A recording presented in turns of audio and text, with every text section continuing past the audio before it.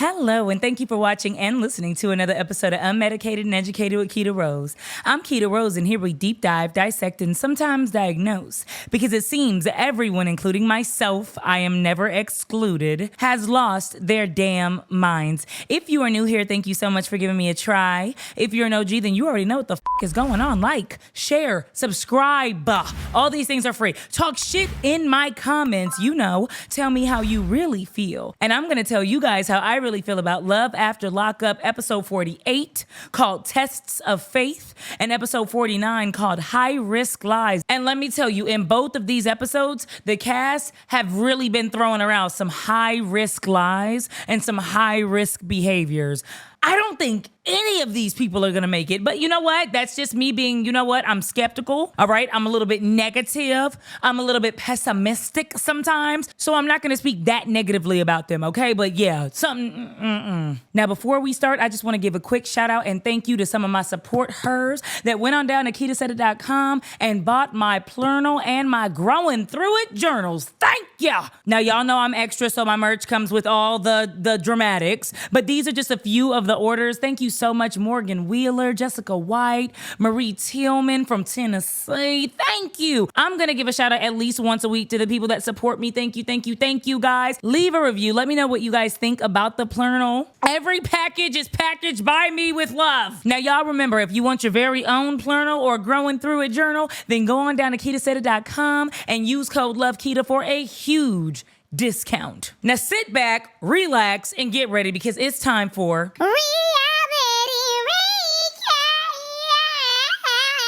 Reality recap.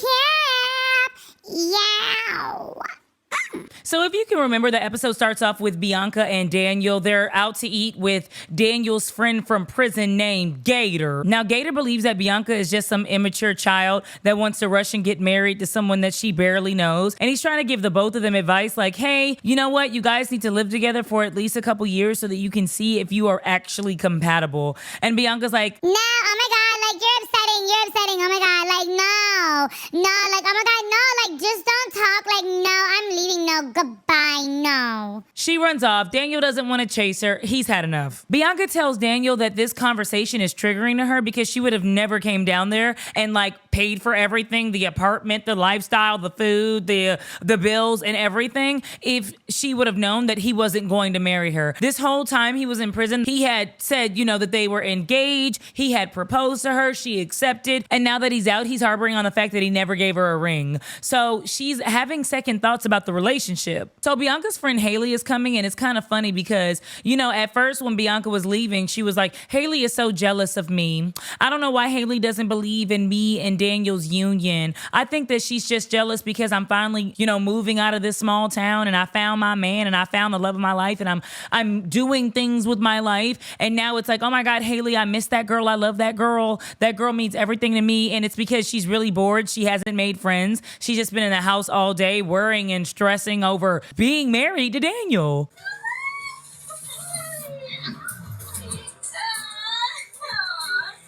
So she comes down and she's going to be staying in the bed. And so Daniel's like, so your friend's going to come over and you didn't even ask, like, you know, my opinion on it. And she's like, why would I? And you know what? Honestly, absolutely. She's the one that pays all the bills. That's what happens when somebody pays all the bills. They get to decide who gets to come the up in there. You know what I mean? So Haley kind of wants to know like why Bianca and Daniel even got together. And Daniel's like, you know, I mean, he keeps on with this. Like she was there for me during my darkest moments. And we get it. You were in prison and you met somebody that wanted to talk to you and you fell in love with her because she was the only one there. But now that you're out and you're seeing your options and you're seeing what life could be, you are having second thoughts, which is normal. The up part about it is the fact that you would even go and stay with her and have her pay all these bills, knowing that you don't want to be with her, knowing that you don't see a future with her. And Daniel's like, you know, believe me, if I don't see a future with Bianca, I won't lead her on. I'm just going to let her go. And Haley's like, please do, because Bianca's not going to leave you. Even if she's upset, even if she hates the relationship and she's miserable, she's not going to leave you. And Daniel's like, why would she do that? And Haley's like, because my friend believes that, you know, if this relationship failed, this relationship that she's poured everything into, if it fails, then she's failed. And how many of us have felt that once in our lives? Like, damn, this has got to work. I put too much into it. I put too much money into it. I already got kids with the person. Listen, this has got to work. And some relationships just will not work. No matter how much you force it, you two are not aligned. One of the things I don't like about Daniel is how he constantly, and a lot of older men that date younger women do this, they constantly say how much their spouse or their significant other is so immature. Oh, I can really tell she's 23. Whoo, you can really tell she's 23. Man, she's childish. Must be because she's 23. And it's like, yeah, she's probably childish because she's 23, but how mature are you as a 33-year-old man that won't allow this woman to go on with her life? Let her move on. She's childish. She's immature. She can't handle your panic attacks. She's rushing you into really serious decisions before you've even gotten grounded in civilization. This woman is not for you, but none of them will let each other go. And this, ladies and gentlemen, is what a soul tie looks like. This is what codependency looks like. We both need each other. We both need each other at this point. We are not letting each other go. And also, thank you for paying the bills, which Haley points out. She's like, I just want to make sure that you're not like this 33-year-old guy that's like, yeah, I got this young, hot chick that's willing to pay all the bills. Of course, I'm going to ride this wave. And he's like, no, I still believe in us. I'm just not going to marry her, but I still believe in us. And I'll break up with her when I no longer believe in us. And it's like, okay, Daniel. So let's move on to Z and Troy.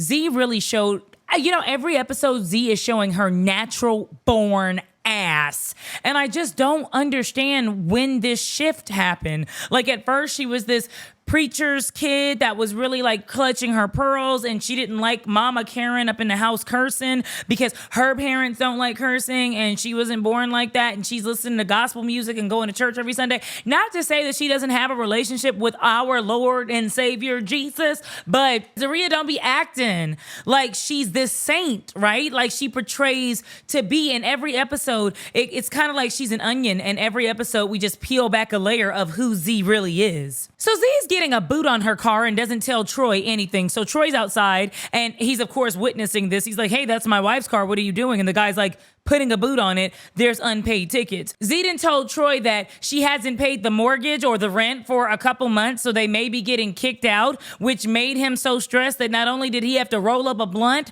but he also had to call up his friend and get talked off an edge because he was thinking about going back to the hood and doing everything that he knew how to do, which was sell drugs or do whatever he did illegally or illegally. And so it's like, damn, what more can this boy take? They're on their way to Project Hill's Community Day. They have to get 50 signatures around the community so that Z can write up a grant and basically show that there is a need for this mental health facility at this nonprofit within the community, which is noble. It really is. And it does show that Z, somewhere deep down inside her own mental illness, has a really good heart. I'm sure that he does. I'm sure that she does. And I'm sure that that's the reason why Troy is in love with her and is keeping up this marriage. They're rushing off because they're always late getting somewhere, and Troy gets a phone call from his mother, and his mother's like, hey, I picked up Troy from Yana.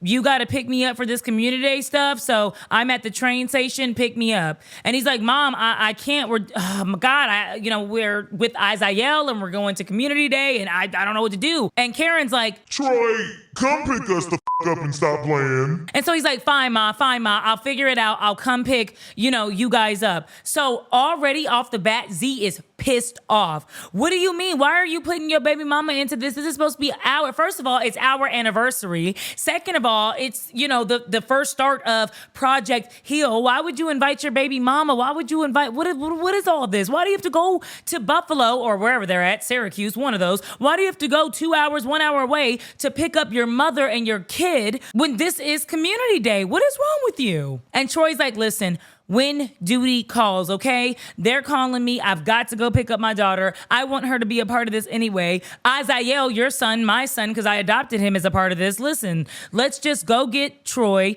call it a day. And Z's like, no, you're not going to do anything Take me to Project Hill. So they go to Project Hill, and Troy's still trying to find a way to get baby Troy. Karen is still blowing him up because she's sitting at the train station waiting, and rightfully so. She's getting pissed off. So Troy's like, listen, I'm gone. I'm going to figure out a way to go get my daughter. And in typical Z form, she kicks Troy out of the car and then drives the car to try to find him and asks him questions like, Where was you at?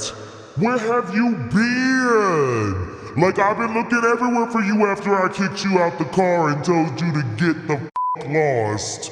Why were you lost? Why was it hard to find you?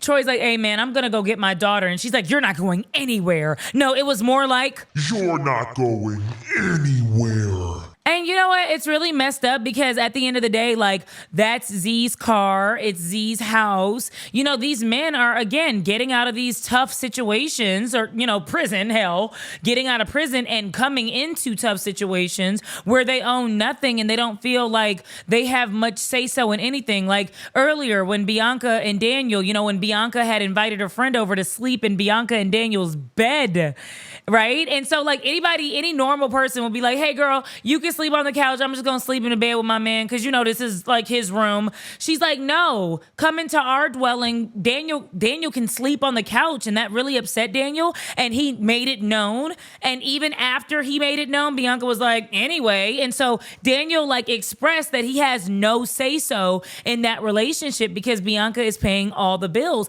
And it's the same thing with Z because she's paying all the bills. She's like, get out my house. And then she's like, why the hell didn't you come home? And sometimes she's like, get out my car. And she's like, why the hell wasn't you at the destination when I pulled up? And it's like, oh my God. Shit. Troy then went into the bathroom of the church to call his mother, to tell his mother, whisper to his mother and let her know that he will be on his way soon, even though he said that about, 35 minutes ago. Karen is mad as hell that Z is upset. You know, Troy's like, Mom, try to call her or something. Talk to her. She's not letting me come. She said she's not picking y'all up. I don't know what to do. And, I don't have a car. And I'm assuming they don't have any money or maybe a bank account, or I really don't know. They couldn't get Lyft. Because I'm like, why wouldn't you just Uber her? I would just Uber her ass to me. But if, that Uber was expensive, if there's no Uber in that area, like there could have been a lot of reasons why he didn't Uber Karen and Troy to the community day. But at the end of the day, the most important thing is Karen and Troy did not get to community day. After about an hour, Karen called and was like, hey, no, I'm going back home. I'm taking Troy with me. I'm probably going to drop her off at Yana's house because I don't want all this. I didn't ask for all this. And you know what? Deal with your wife. Your wife is a psychotic, psychopathic bitch. Karen feels that way about everybody that Troy's like invited in their circle. So it's safe to say that that's just what it is, but Karen feels that way about everybody. So basically, Z is happy. She got what she wanted, and 50 kids did sign up for the Project Hill, so it looks like she'll be able to, sign up for the grant. But I hope the people that listen, I never, ever, ever pray on a black woman's downfall, okay? I'm not praying on her downfall. I really do hope that one day her nonprofit gets up and going, and it does impact the community, as well as help her and Troy, really have a purpose and a career. I love that for them. But right now, if I grant grants and I'm looking at the TV and I'm seeing on Weed TV that y'all are acting a fool, and y'all know I'm wild and mentioning Weed TV as much as they be striking my page for no reason every single day, but we're gonna move on. A lot of women pretend that they love your kid, but they're secretly happy that your baby daddy and them are together and he's there to take care of her kid, but she doesn't really need any of his attention to go anywhere else. And it's kind of like that's why those movies come about with the stepmother from hell. It's like, I'm happy with your daddy, but I don't really need you as an attachment. And I'm not saying that Z does this or says this. I feel really bad for going this far, but it's giving, I only came up to Troy to kiss him and love on him after he gave me what I wanted. And what I wanted was for him not to go pick up his mother and daughter for Family Community Day. So I don't really want to do too much on Kerok and Britney because I really do like them. I think that they're one of the healthy couples. But basically, long story short, Kerok and Britney are on her 30-day pass. They're in Houston. They're talking to her mom and they're letting her mom know that Britney has to go back because she did not get granted access into Texas. She still has to pay about $10,000. And, Britney's really excited to be in the house. She even sang a little song like, Houston, we love you. We in a home with the people with the big boots and the big hats. I don't really know the song, but it was something like that. And I was like, oh, nobody wears that shit. But oh, that's so cute. I love that. But public service announcement, don't move to Texas. Stop it. Traffic has gotten ridiculous. You guys don't even understand. It isn't that damn great. Stay where you're at. Stay in the state you were born in. Shit. So naturally, Kerok's mom wants to know what Britney is gonna do and whatever happened to her doing nails. If you can remember, Britney in the first coming seasons was doing nails, but she said she didn't want to do it no more, and she said she doesn't want to waitress no more, and she says she doesn't. There's a lot of jobs that Britney's not doing no more. Britney wants to be a stay-at-home wife. She wants to help Kerok. She wants to decorate. She wants to clean the house and cook. And she even said it. She's like, your meals are gonna be prepared here, and I'm gonna have a couch and a small water fountain. Like she's gonna deck out that apartment. And Kerok's like, yeah, with the money coming out of my check. And she's like, well, don't throw that in my face because you only got this job because of my cousin. And he's like, well, don't throw that in my face because I could have got that job regardless because I'm good at HVAC. And it just went back and forth. Anyway, what Kerok's family is trying to convey is you need to get a job, Britney. Come on. I mean, it cost Kerok about $15,000 the move, right? And he's only been spending his savings. And Britney hasn't had a job this whole time. And honestly, she didn't even really have a job when Kerok was in jail. Yes, she was a waitress and yes, she was going to school, but that's when we saw Britney show her ass. She was like, can't go to school today. I don't feel good. So the family is like, listen, you need to get a job. And Britney is like, Kerok, do I need a job or not? And Kerok's like wanting to be the protector and provider, even though it might be killing his pockets and killing him mentally. He's like, no, right now we'll be fine off of only my salary. And Britney's like, exactly, they are done, period. End the discussion, nothing else to talk about. And it's like, oh my goodness. Side note, I knew that Kerok wasn't going to go to Houston without Britney. He was definitely trying to throw a little shade, like, I'll just go without you since you don't want to do the right thing with your probation and since you don't want to get married and you called off our makeshift wedding in the park. I'm just going to go without you. But Britney was like, hell no, you won't. Yeah. That way. So I want to move on to Justine and Michael, but I want to be very careful and very loving in my words. And I hope all of my words are received with love and compassion because I really do feel for them. And I do like the couple. I actually like Justine and Michael. I think Justine is beautiful. I think that they do have a lovely family, even though it's a huge ass family. But you have to learn that just like it's annoying for the people without kids to give so much of their opinions about parenthood or to always throw the fact that we have kids in our faces as to why we can't do certain things or maybe why we don't have money, just like that might be a slight annoyance to parents, it must be annoying for people with less than 2 kids to down or criticize people that choose to have big families. At the end of the day, there are people that truly desire huge families and want to be around an ecosystem of love and compassion and kindness and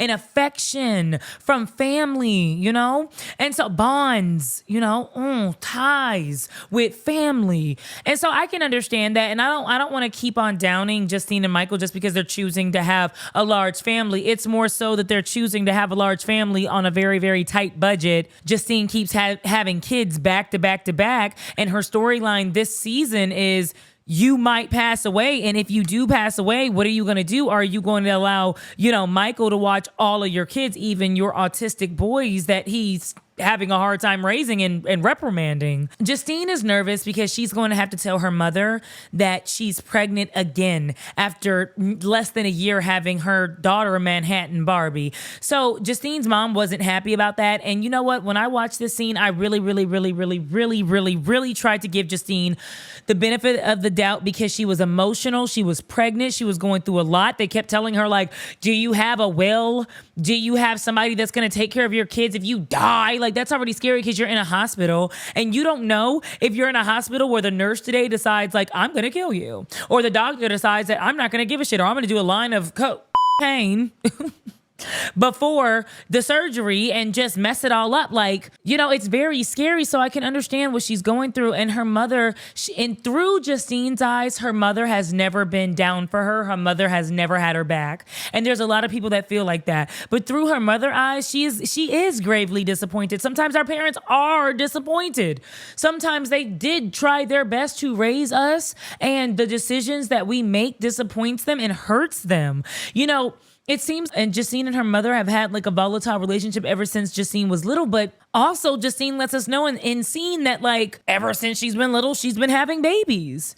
And that gets really difficult because what is the one thing you're going to ask your mother to do when you're in a tight spot? And having a baby is definitely going to put you in a tight spot, especially if you're a teenager. You're going to ask your parents for help. And you guys have got to tell me if you love like longer recaps or shorter recaps. Let me know in the comments. Let's go on to Tennie and Rob because this is a really short one. Listen, I am 100% with Rob's mom on this one. Listen, it was a crazy scene. So y'all already know that Tennie and Rob's mom actually like physically fist fought on the ground, cussing each other, stomping each other out. Pulling hair, beating ass, teeth flying out, blood and spit going everywhere. It was a brawl, an all-out brawl.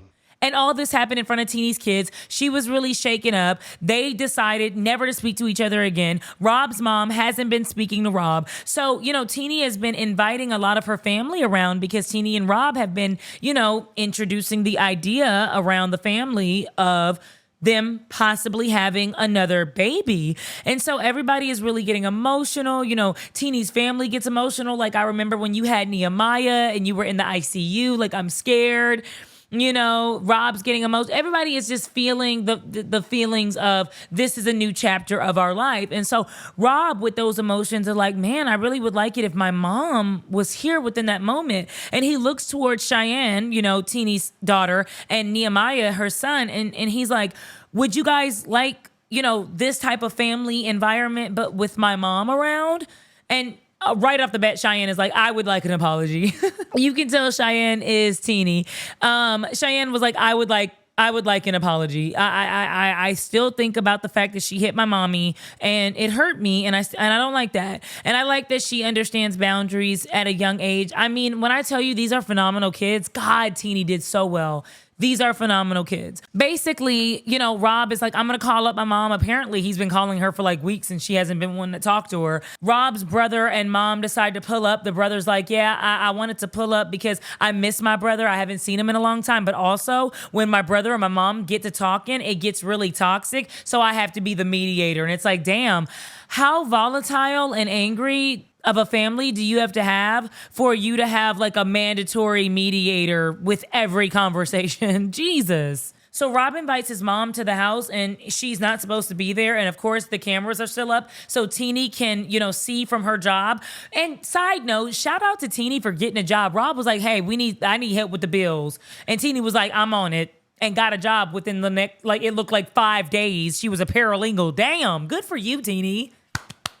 Good for you. So Tennie's already mad. Like, why is Rob's mom there? So she's listening into the conversation, and you know, Rob's mom is like, "Hey, what's been going on? It's been a while. You've been calling me. I don't even know what's wrong with you. Like, what's going on?" And he was like, "You know, I really miss you, mom, but you know, I'm here with my family, and I got to start doing things, you know, as a family." And she's like, "I understand that, but you don't have to turn your back on your family." And if you can remember, Rob's mom always felt like Rob turned his back on her because he stopped providing her, well, from Rob's perspective, it's because he stopped providing her financial support. When he was in jail, he gambled a lot. He did a lot of other things, nefarious things that led him to have a life of luxury in prison and outside of prison. That's how he was able to take care of like Tennie's whole household for years.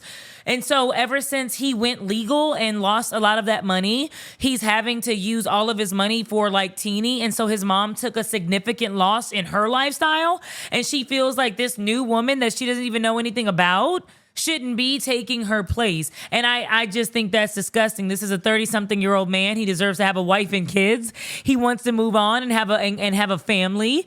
And I understand that he was helping you financially, but damn, you've got to fly on your own. Hell, you raised him to fly on his own. Your wings are old, but they're not damn broken. Fly on your own. Shit. I want to give Rob's mom a little grace. Hold on. I guess this is the episode where I'm going to give all the moms grace up in this bitch, because she stayed calm for a very long time, especially for somebody that has a violent past. Okay. She put her hands on me. She violated me. And that's the reason why I hit her, because she put her hands on me first, which is true. That did happen. That is exactly what happened. And Rob is like, absolutely not, mama. You're lying. But mama, stop fixing your lips to lie on Tennie. Tennie did not put her hands on you. It's like, hey, she hit me first. No, she didn't. Hey, yes, she did. She hit me first. No, she didn't. At this point, like I'm boiling. Like the rage in my body is about to spark something that's just explosive. And you're about to open a can of whoop ass. You just f***ed with the bull and you're about to get the horns, okay? If you want to. And that's exactly what he did. And she slams the table. And of course, like Teenie's like, see, she's crazy. And I don't understand why Tennie didn't say, I did put my hands on her first, but I think Teenie's just enjoying the fact that like she's feeling some type of way. She never liked Tennie and she never gave Tennie a chance, and Tennie helped her a lot. And so she just feels like Teenie's like, I don't care. If she never comes around again, good riddance. And that's how the kids feel too. And that's a really tough position to put Rob in. Yet another man getting out of jail in some really tough emotional positions. Speaking of a tough emotional position, we have Joey and Kim. Now, Joey done popped hot 3 times on a drug test. That's right, folks, 3 times. Now, Kim thinks she's slick, right? She was like, well, first she told us that he had popped hot on cocaine. And so she went to go get another drug test, but then he ended up going to get the drug test that night, but he couldn't pee, and he really wanted to pee, but he couldn't pee, but now it's the next day. And Kim is like, listen, I need you to pee in this cup and I need you to start taking drug tests. I told you that's one of my only boundaries is do not be on drugs. You cannot take drugs. So I really need you to do this. And so Joey's like, I don't know if I can pee. Probably can't even pee. Probably only going to have a drop of pee. And it's like, baby, just pee in this damn cup so we can know what the type of shit you doing. And so we can figure out how to help you, Joey. Shit. In the confessional, Kim is like, yeah, he popped hot for Delta 8 because Delta 8 can be sold in the recreational smoke shops here. And but it shows up in your system as THC. So that's the reason why he has to go to a mandated rehab. And it's like, listen, Joey probably was on everything. Joey looked like he was on everything. She said it herself that he was sleeping a lot and not eating, and had no energy. So how could he be on cocaine? But I've seen people on cocaine that were really tired after binge drinking alcohol and eating all day long. I don't know. It's a whole thing, man. Okay, I just want to disclaimer. Unmedicated doesn't mean self-medicate. All right? Unmedicated, it just means that we all have wacky thoughts and none of us are as normal as we believe we are, okay? It doesn't mean don't take the medicine. It doesn't mean self-medicate. Do what you have to do to get yourself regulated, to get yourself functioning like a normal human being, all right? Joey has to go to a 90-day facility, and I just hope that Kim slips and falls into the arms of another man so she can get her mind and attention off of Joey, because unfortunately you do now know that he has popped hot for cocaine and he popped hot for a pot. So now you know he's on drugs. That's your one boundary. You said you would never be with a drug addict, so it's time to leave Joey. So next episode we should not see Kim and Joey, okay?